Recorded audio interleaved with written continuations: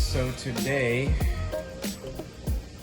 we're going to do something different for a video. We're going to actually do a technique video, see how it goes.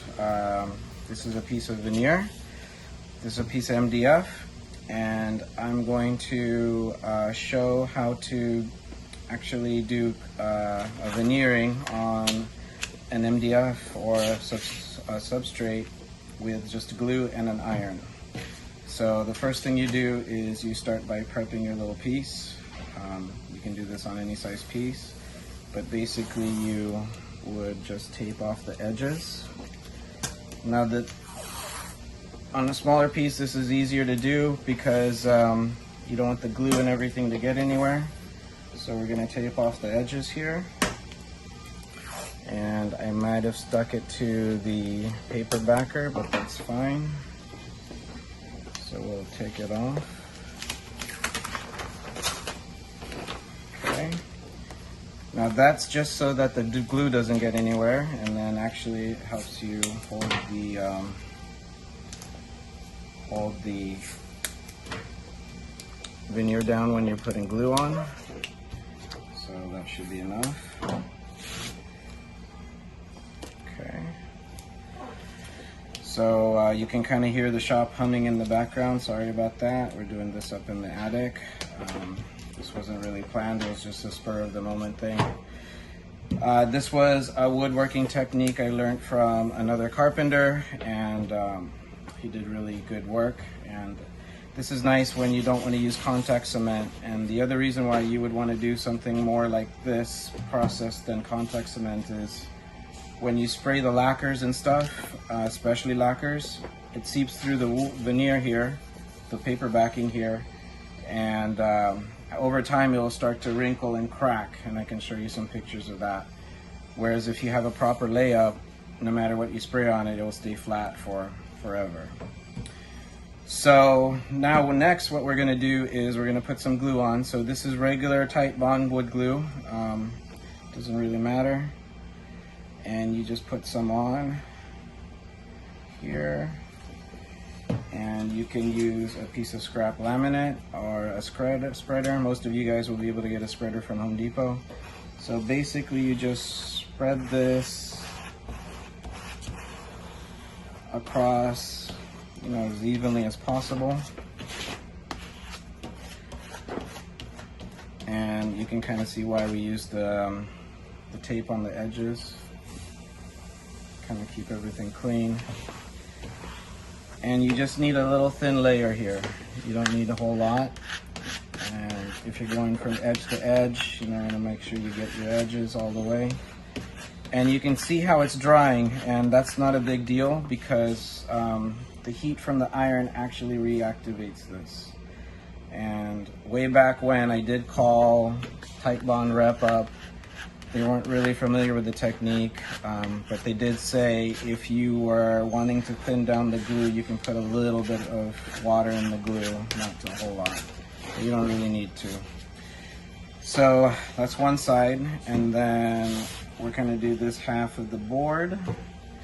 So I'm just going to put some material here.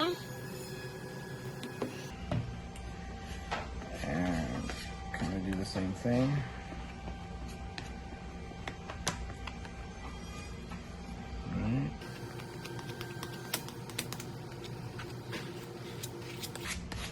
And that looks like it should be enough, maybe a little bit more. So you can see how you don't need a whole lot of glue either to do this.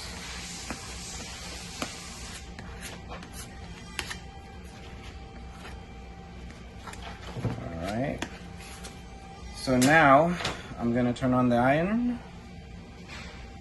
Here's the iron we're going to use. I'm going to turn it on. I set it to the highest settings, really old beat up iron.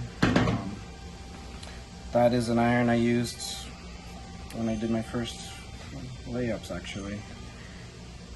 So now, there's not really a whole lot of prep involved. You just got to wait a second or two for the iron to get heated up. And I'm going to kind of just start getting this ready to glue up. Because you will be ironing the other side of it, you got to get rid of the tape we put here. So just Get rid of some of that tape. And I'm gonna just put it here. And I'm gonna extend it over a little bit because you want it to be able to get trimmed for the final trimming.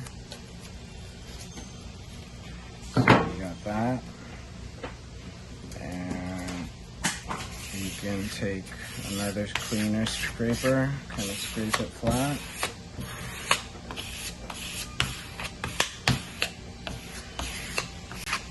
And for the most part, it's already stuck. Now the iron should be hot enough.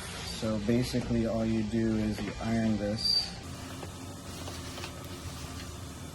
And once it's done, once you're done ironing, it heats up the glue. You're gonna get this nice woody smell too. It's kind of nice. So it heats up the glue, pushes everything flat.